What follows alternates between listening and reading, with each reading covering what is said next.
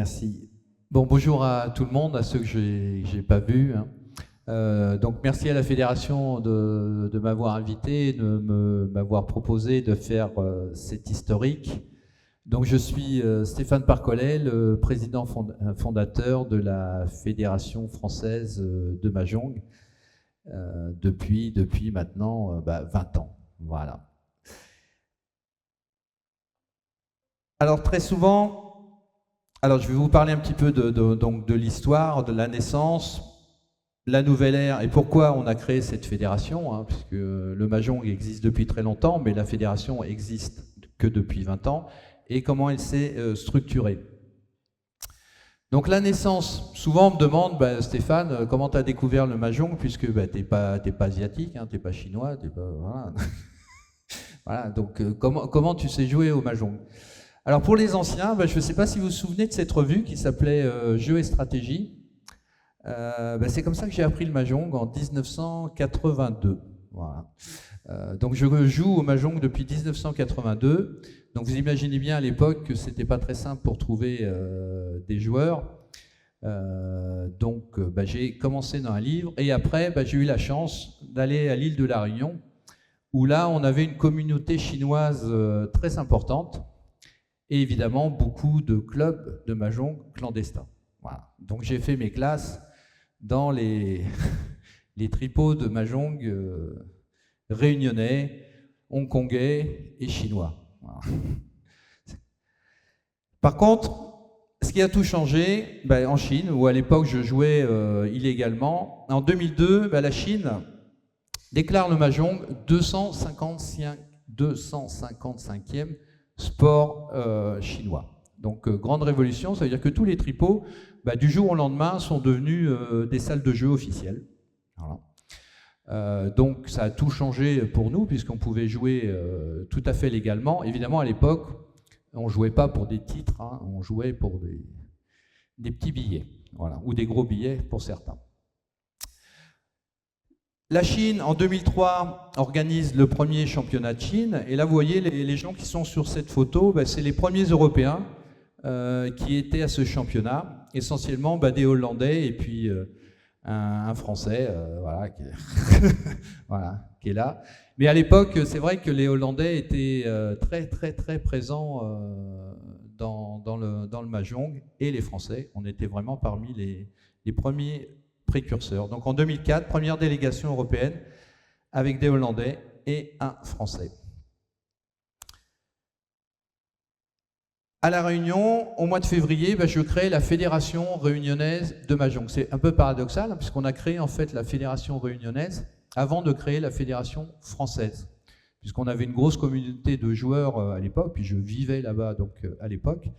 Et donc on a créé la Fédération réunionnaise de Mahjong, qui existe toujours, hein, avec beaucoup de joueurs. Voilà. Donc là, c'était les membres fondateurs de la Fédération réunionnaise. Vous voyez, donc la culture réunionnaise, hein, très colorée et très mixte. En mai, je sors mon premier livre, le premier livre sur les règles officielles chinoises. Hein. C'est le tout premier livre en français sur le sujet qui est sorti.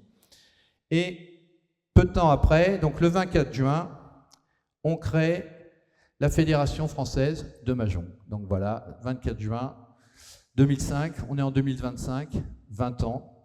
Donc les membres fondateurs, Stéphane Parcollet, Rosine Parcollet, Benoît Messifouda, qui joue toujours aussi, et Jean-Marc Cazard, qui joue toujours aussi, qui sont dans la région de Toulouse, et qui joue toujours à un des plus anciens clubs de la Fédé, qui est le Blue Frog Mahjong, hein, c'est bien ça. Hein. Voilà. Donc des gens, voilà, ça fait ça fait 20 ans qu'on se connaît. Voilà, 20 ans qu'on se connaît. Après l'année 2005, ça a vraiment été important pour notre jeu, puisque en 2005, en gros, tout s'est structuré, puisqu'on a créé l'EMA, dont Juve Martins, qui était allemand. Alors à l'époque, à l'EMA, on devait être 9 nations, il me semble. Il y avait, évidemment, donc la France, la Hollande, la Hongrie, l'Autriche, qu'est-ce qu'il y avait d'autre, le Danemark, avec Tina Christensen, qui est toujours d'ailleurs je crois, hein, elle est toujours à l'EMA. Donc on a créé le EMA, on a créé le fameux classement MERS, hein, qui maintenant est votre référence, hein, ce qui vous permet de faire des championnats du monde, des championnats d'Europe. Hein. Donc on l'a créé en 2005. Le 24 juin, le premier championnat d'Europe à Nîmes, qui avait été organisé par les Hollandais. Donc on avait beaucoup de Français, beaucoup de Hollandais, des Belges, des Hongrois, des Autrichiens et les premiers Italiens qui commençaient à rentrer dans la fédération. Le 25 septembre, toujours dans l'année 2005, le premier championnat de France. Le premier championnat de France qui a été organisé à La Réunion. Et puis, Emmanuel Thailand qui est là, qui joue toujours lui aussi, qui ont dû ceux qui étaient à Singapour, là sur la croisière, le long du Loire. Emmanuel Thailand qui a été le premier champion de France. Voilà. Alors Emmanuel, c'est un ami de très longue date. C'était un joueur de Hong Kong, il est hongkongais hein, d'origine, qui savait très bien jouer au Mahjong de Hong Kong. Et c'est à lui que j'ai appris à jouer, un des premiers joueurs à qui j'ai appris à jouer aux règles chinoises et qui est devenu, quelques mois après, le premier champion de France. Voilà. Et c'est vraiment un homme qui joue depuis très longtemps, un homme adorable. 2006, donc l'année d'après, hein, tout simplement, on crée la WMO, qui existe hein, toujours aussi, bien sûr. Donc avec les Chinois, et puis les Japonais et les nations européennes qui faisaient partie de l'EMA. Donc ça, c'est des très beaux souvenirs. La sortie du fameux Green Book, qui à l'époque a été notre référence pour beaucoup, et qui est toujours hein, notre référence pour beaucoup, puisque c'est le premier livre, hein, c'est quand même très important dans l'histoire de notre jeu, puisque jusqu'en 2002, hein, je rappelle, il n'y avait pas de règles officielles.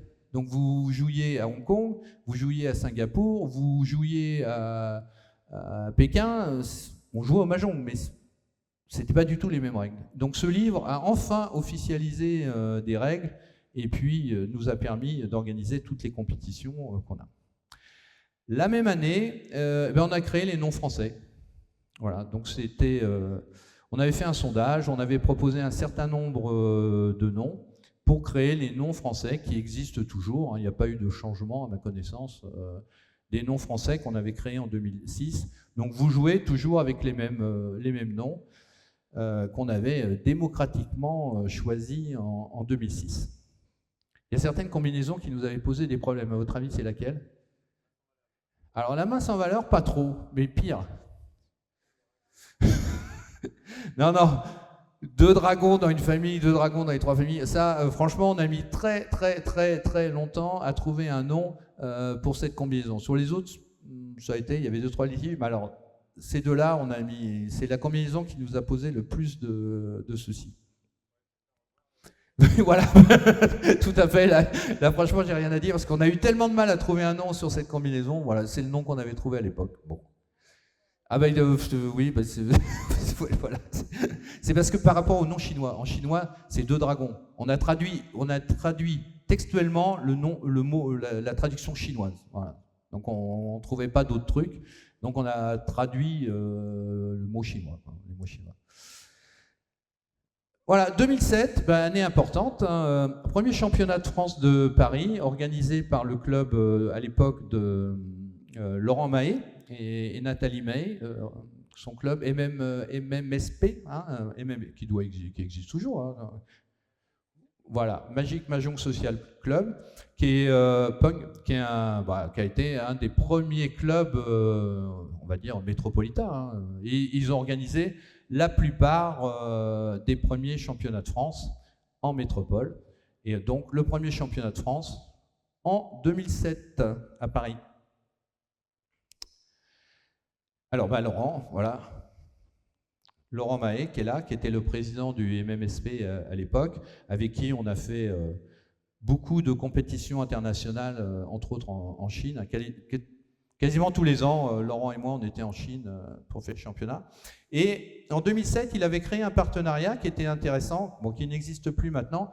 Vous devez connaître la plateforme Mahjong Time, hein, elle existe toujours, hein, elle est payante, hein, elle est très bien. Et on avait un partenariat avec son directeur, voilà, qui est là, Slava Novozda. Et donc, tous les joueurs de la Fédé avaient des tarifs très intéressants à l'époque. Bon, ce partenariat n'existe plus à ma connaissance maintenant, mais à l'époque, c'était quand même sympathique, sachant qu'à l'époque, c'était la seule plateforme de Mahjong en ligne qu'on avait, et qui était très, très, très bien faite à l'époque. Maintenant, c'est super hein, ce qu'ils font. Toujours en 2007, le premier championnat du monde de MCR. Donc c'était quand même un événement très important dans le Sichuan, et où on a créé en même temps la création du diplôme d'arbitre, où après on a fait les formations d'arbitre hein, au sein de la Fédération française et ainsi de suite, et on a eu des arbitres officiels, et j'ai eu la chance que la fédération, enfin la WMO, m'a offert l'arbitrage de la finale des championnats du monde. Voilà, donc j'étais le premier non-asiatique à arbitrer une finale de championnat du monde. Ça m'a fait évidemment très plaisir. Et là, c'était donc le champion du monde. 2008, un petit nouveau, là c'est un petit peu, on reparle de mon livre, hein, mais le partenariat, à l'époque, le premier livre hein, que j'ai sorti, je l'avais sorti à compte d'éditeur. Et après, donc certains le connaissent hein, d'entre vous, Alexis Beuve, hein, puisqu'il est très, il joue maintenant d'ailleurs, il est licencié à la Fédé aussi, je ne sais plus dans quel club. Et donc Alexis Beuve a voulu être mon éditeur, et on en est maintenant à la 3e édition du livre. Voilà. Et on a encore trouvé une ou deux petites coquilles qu'il va falloir corriger. Bon, c'est pas très grave, mais voilà, on m'a signalé quand même 2 coquilles. Voilà. Donc on corrigera peut-être pour une 4e édition, s'il y en a une, j'espère. 2013, le nouveau logo, hein, puisque vous avez vu le premier logo hein, sur les diapos précédents, là c'était un événement aussi important, parce que c'est un gros changement. Voilà, ce logo que vous avez, enfin la fédération a, un très très beau logo qui a été créé en 2013. Je ne sais pas si vous avez des projets d'évolution du logo ou non, il est vraiment... Ouais, franchement, non, franchement, il est très très bien, rien à redire. Je me suis trompé de sens, voilà. Et 2022, on en est là. Donc, moi, je voulais remercier les membres du comité hein, maintenant qui sont là, et puis surtout vous tous, hein, tous les joueurs qui sont encore là, puisque c'est quand même 20 ans d'aventure, plus de 46 clubs, hein, je crois, c'est ça que. Pardon ? Voilà, 46 clubs, près d'1 millier de joueurs, donc bravo à tous. Merci.